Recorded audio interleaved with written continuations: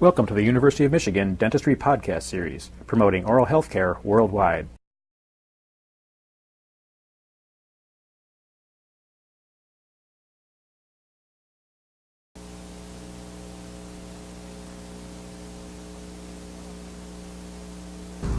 The design of the removable partial denture is too often relegated to the laboratory and the laboratory man. He doesn't know the oral conditions that exist and will not do an adequate job of relaying that type of information into the potential design for the removable partial denture. This aspect should be performed by the dentist. In this situation, the Class 2 removable partial denture situation. I term it Class 2 because we will not be replacing the molar on this side. The occlusion in the maxillary arch is stabilized with the dentition on this side, so there's no need to make it a double free end saddle. So when we have the edentulous situation on the unilateral situation, it's a Class 2 design. Now the basic problems that we're confronted with are this. We have the potential support area, the edentulous ridge for the partial, and we have two abutments which we are going to need for distribution of forces and for retention. Now as the base is on movable tissue and we are potentially going to have two occlusal rests in these areas, primary occlusal rests, the base is going to rotate slightly into the tissue on the edentulous side. Therefore, the framework is going to have to move slightly also. And in a Class 2 situation, it is extremely difficult to accommodate to that movement. The primary abutments, as we mentioned, will have an occlusal rest on the distal. We'll have reciprocating surfaces on the lingual, opposing the buccal retention. Another area in the design that we want to incorporate is an indirect retainer. This helps to dissipate the forces somewhat. An indirect retainer is best placed the furthest from the rotation line, and the potential rotation line will be the distal rests of the terminal abutment teeth. And the point most logical to accept a rest then in this situation is this area on the bicuspid. Now, looking at this case specifically, we can either draw the design directly onto the surveyed master cast or onto another cast. Now, I have drawn the final product on an additional cast, and I'm going to go over the specific design for this case and discuss some of the elements that have led me to this final design. Now, first of all, I'm going to mention the red areas, the occlusal rests.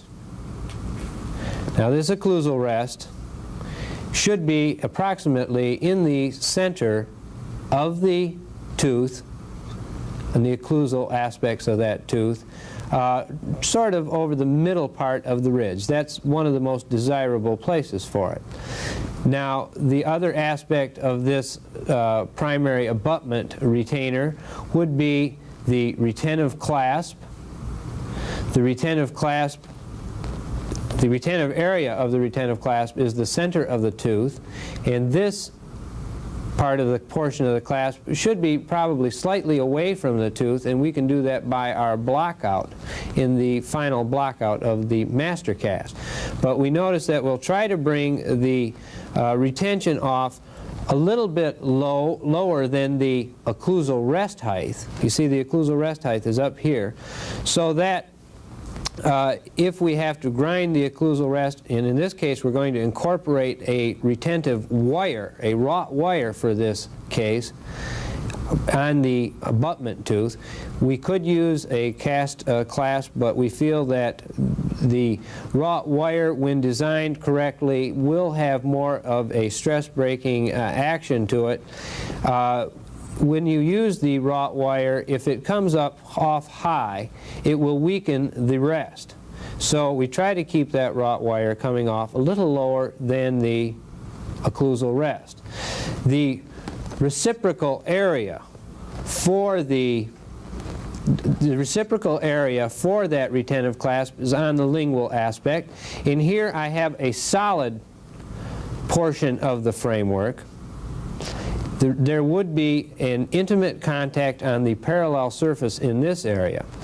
Now, I've made this solid because if we look at the overall aspect of the potential major connector, you see I've chosen a lingual plate as opposed to just a lingual bar connecting the basic components of the partial, because on the oral examination I found that there was very little room between the movable area of the base of the tongue to the free gingival margin. Now, if you're going to place a lingual bar in this position, the lingual bar would be about this thick from here to the cingulum area. It would allow no clearance at the free gingival margin, and food material would probably impact at that area. So in this case, where we cannot give a clearance from the superior surface of the lingual bar to the free gingival margin of 3 millimeter minimum, we should probably just cover that area with a lingual plate. If I made the bar very thin, the partial denture would be too flexible in the midline. So this is the reason we would then cover this entire area with a lingual plate.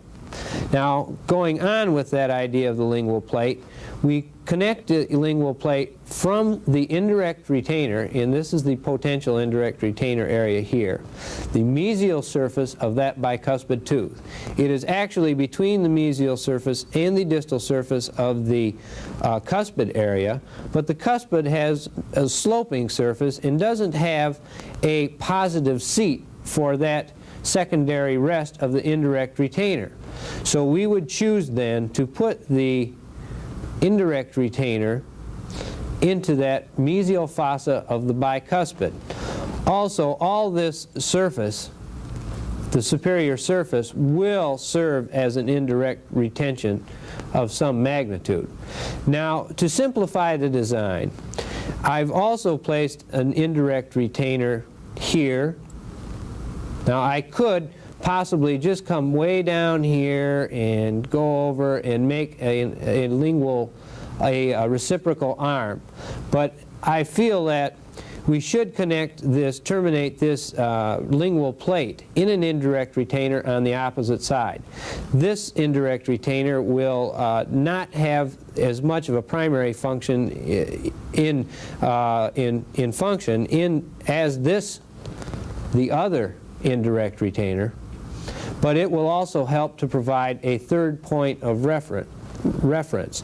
The third point of reference function of the indirect retainer is when the base element loses support, when you have some resorption of the base area and it is depressed, the indirect retainers you see would rise because it is rotating about the distal primary occlusal rest.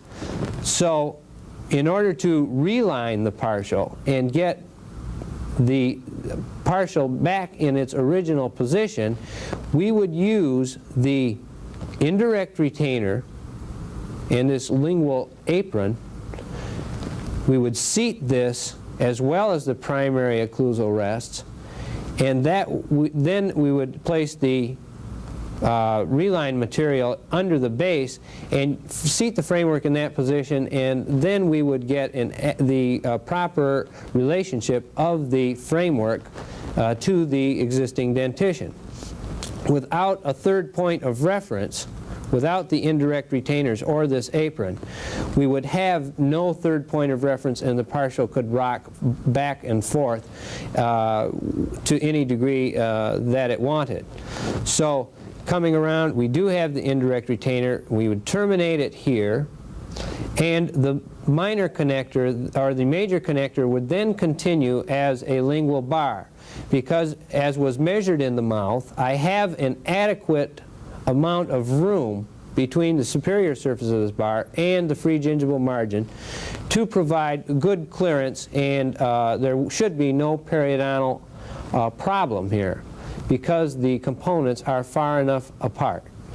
This molar clasp on the abutment tooth, this primary unit, will be of a cast metal. We will not use a stress breaking effect on this molar clasp.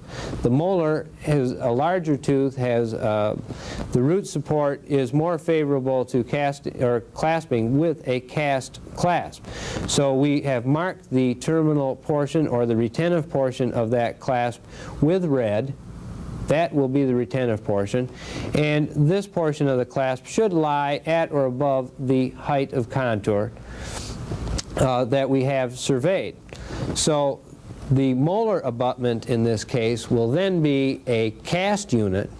The bicuspid abutment will be a wrought wire form, and the major connector connecting the component parts and serving as the indirect retainer would be a lingual apron covering the cingulum surfaces of the anterior teeth. Now, the base area should also be outlined on the cast. And I should term this the potential base area because we are going to do a secondary ridge impression in our partial denture technique. So we don't know the final extensions of the base until we do that secondary impression. So looking at the cast again, we have outlined in blue this base coverage. Now the base coverage should cover the retromolar pad area. And we can see this retromolar pad has been distorted by the alginate impression tray, but we can see that for adequate coverage for base support, it should be covered. We should not terminate partial dentures at the base of the retromolar pad here, but should cover it. And it should go down to the reflecting areas in its connection with the floor of the mouth on the lingual, and in the buccal vestibule to its connection here. I would estimate that this base is slightly overextended, or is overextended, and that when we did the secondary ridge impression, it would not be of the magnitude that it is here. Now this framework will be used to potentially do our treatment planning for the patient. We now see where we will need to prepare rest seats and where we will need to disc lingual or axial surfaces. And it will also be used as a guide to be sent to the laboratory when the partial denture is going to be waxed up. So every treatment plan and every partial denture that is constructed should have a design drawn by the dentist sent to the laboratory as an aid in fabricating an accurate and functionally good removable partial denture. You've been listening to a presentation from the University of Michigan School of Dentistry, which is dedicated to supporting open learning and open educational resources. This recording is licensed under the Creative Commons. It may be reused and redistributed for nonprofit use. Please attribute materials to the University of Michigan School of Dentistry and redistribute under this same license. For more information on how this and other University of Michigan School of Dentistry recordings may be used, visit www.dent.umich.edu/license.